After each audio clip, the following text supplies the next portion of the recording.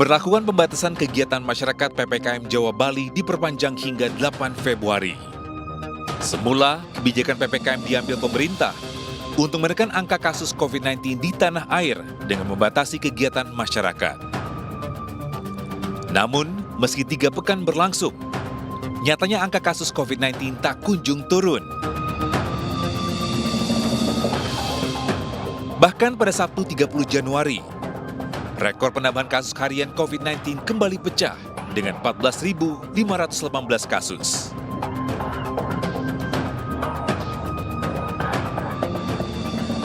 Presiden Joko Widodo juga menegaskan kekecewaannya dalam pelaksanaan PPKM yang dinilai tidak efektif menekan kasus COVID-19. Selain mobilitas warga masih tinggi, aparat juga dinilai tidak tegas. Kita harus ngomong apa adanya, ini tidak efektif. Mobilitas juga masih tinggi karena kita memiliki indeks mobility-nya ada, sehingga di beberapa provinsi COVID-nya tetap naik. Saya ingin Menko ajak sebanyak-banyaknya pakar epidemiolog, sehingga dalam mendesain kebijakan itu betul-betul bisa lebih komprehensif.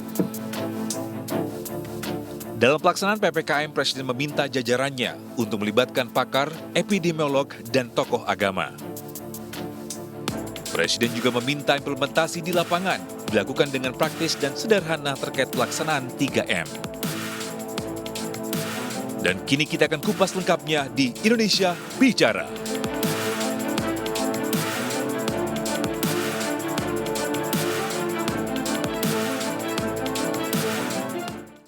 Ya, pemirsa, sesuai dengan tayangan tadi, tema kita pada malam hari ini yaitu PPKM Jawa Bali tidak efektif.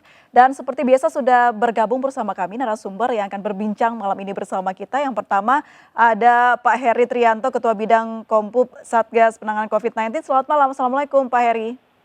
Selamat malam, waalaikumsalam. Salam Baik. sehat, Mbak April. Salam sehat selalu Pak Heri, terima kasih sudah menyempatkan waktunya untuk berbincang bersama kami di Indonesia Bicara. Pak Heri, langsung saja saya tanyakan mengenai PPKM yang sudah berlangsung kurang lebih mulai dari akhir tahun kemarin hingga saat ini. Apa evaluasinya menurut Anda?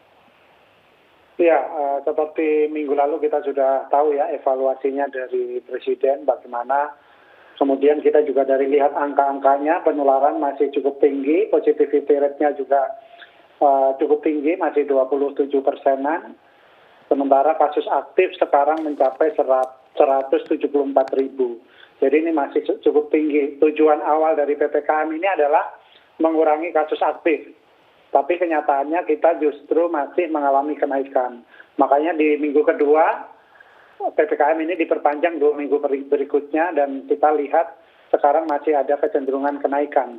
Kendati pada pekan ketiga ini, kenaikannya relatif menurun dibandingkan di pekan kedua saat pelaksanaan PPKM. Baik. Nah, Eva? Ya, silakan Pak Heri.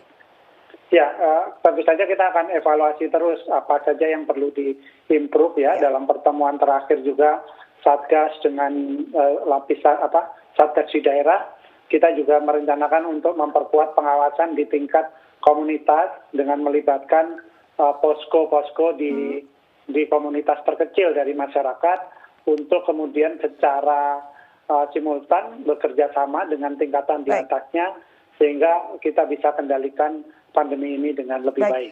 Sebelum kita melangkah lebih jauh mengenai solusi yang harus dilakukan ya, boleh di breakdown Pak satu persatu faktor-faktor apa saja yang menyebabkan angka positivity rate-nya masih tinggi di Indonesia?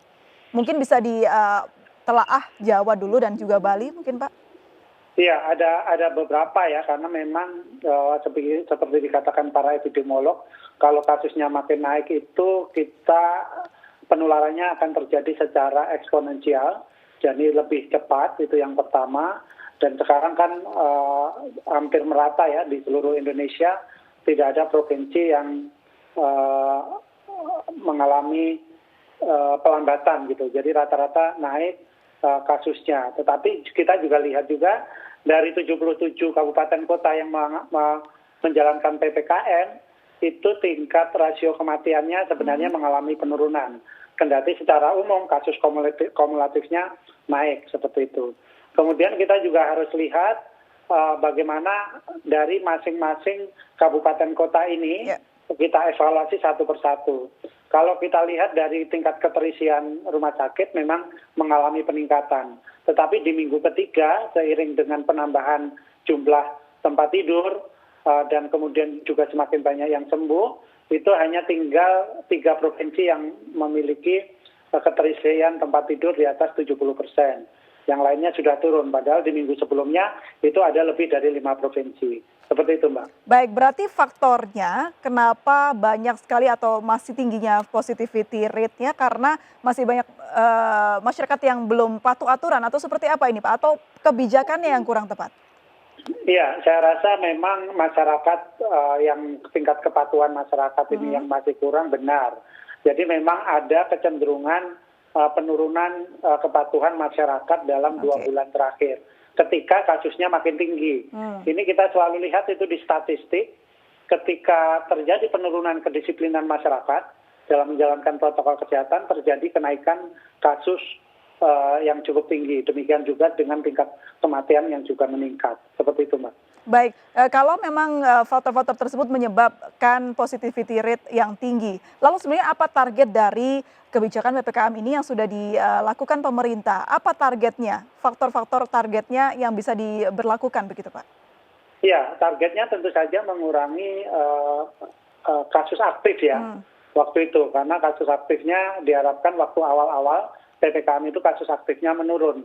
Tetapi caranya adalah dengan mengurangi mobilitas masyarakat, dengan membatasi pergerakan masyarakat dengan berbagai macam regulasi.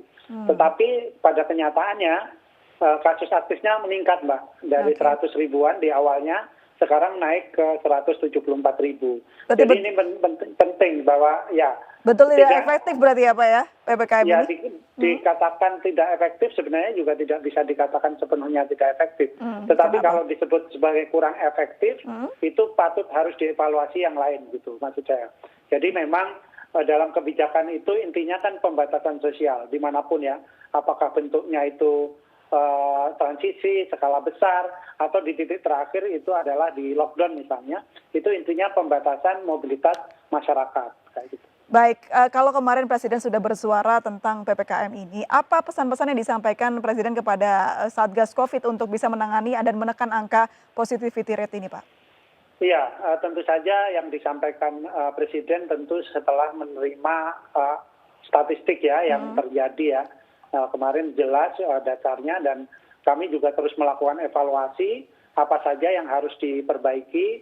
Misalnya tadi yang dikritik adalah ketegasan dari aparat dalam menegakkan aturan protokol kesehatan. Itu pasti akan terus dilakukan. Kemudian yang kedua, kita juga harus memitigasi lebih detail dengan membuka posko-posko di desa misalnya, itu untuk kemudian mengawasi secara melekat pasien-pasien yang melakukan isolasi mandiri. Jadi yang di rumah itu harus ada itu. Kalau di beberapa desa di Jawa, itu ada programnya itu Desa Tangguh misalnya, atau Kampung Tangguh, atau kemudian Jogo Tonggo kayak gitu. Itu adalah pengawasan atau mitigasi berbasis komunitas terkecil di masyarakat yang itu kelak akan kita kembangkan.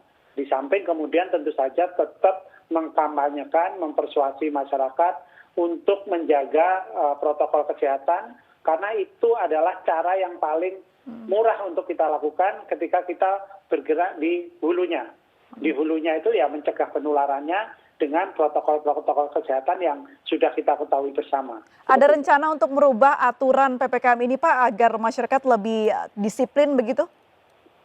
Ya, saya rasa aturan apapun memang kalau masyarakatnya tidak disiplin memang tidak ada gunanya. Dan tentu saja penekanannya itu adalah bagaimana pemerintah bekerja sama dengan Satgas Daerah dan juga aparat keamanan, Satpol PP, TNI, Polri untuk secara intensif ikut mengawasi pergerakan masyarakat dan menegakkan protokol kesehatan ini sebagai sebuah aturan. Beberapa provinsi, kabupaten kota juga sudah memiliki perda ya yang secara khusus kemudian memberikan sanksi bagi para pelanggar protokol kesehatan. Seperti itu. Baik Pak Heri, terakhir seperti apa tindakan Satgas COVID-19 sudah ditegur Pak Presiden dan juga melihat angka positivity rate-nya masih tinggi, apakah mau meningkatkan jumlah tracking testing Pak? Ya, kalau dari testing sih selama tahun 2021 ini kita sudah di atas standar WHO, Mbak. Di atas antara 102 sampai 107%. Itu mingguan ya. Kita bisa periksa itu secara mingguan itu hampir 200 ribu spesimen, gitu kan, 290 ribu atau sehingga 300 ribu spesimen, dari keperluan kita 267 ribu. Nah itu testing akan dinaikkan. Kemudian trackingnya, penelusuran itu juga semakin intensif karena sebenarnya kita sudah menyebar para tracer ini ke daerah-daerah merah ya, untuk kemudian memitigasi mereka. Dari yang satu orang yang terkena itu, kemudian 30 orang lainnya ditelusuri kontaknya. Baik, Pak Heri, sedikit lagi terakhir, kalau bicara soal efektivitas begitu, lebih efektif mana PPKM atau PSBB yang awal-awal dulu Pak? Anda sebagai Satgas COVID menanganinya. Ya, itu situasinya beda, tidak bisa diukur secara apple to apple ya. Waktu itu penularannya seberapa, sekarang tingkat penularannya juga seberapa. Intinya sama sebenarnya, itu adalah pembatasan sosial. Itu payung hukumnya. Kemudian kebijakan di tingkat operasionalnya itu adalah PPKM. Meskipun PSBB yang awal lebih ketat ya Pak ya, otomatis kan lebih membantu Satgas COVID harusnya. Iya, satu itu dulu lebih ketat dan sekarang diharapkan juga sebenarnya juga lebih ketat lagi. Dulu penularannya belum sebesar sekarang, Mbak. Dulu kita pernah mengalami dalam satu periode ketika PSBB itu untuk mencapai 50 ribu kasus kita perlu 4 bulan, 122 hari. Tetapi sekarang untuk menambah 50 ribu kasus, kita hanya memerlukan waktu 4-5 hari. Jadi situasinya memang berbeda. Baik, terima kasih Pak Heri Trianto sudah bergabung dan berbincang bersama kami di Indonesia Bicara. Salam sehat selalu Pak. Assalamualaikum. Salam sehat. Waalaikumsalam. Bersama kita akan lanjutkan perbincangan kita bersama narasumber lain. Tetap bersama kami di Indonesia Bicara.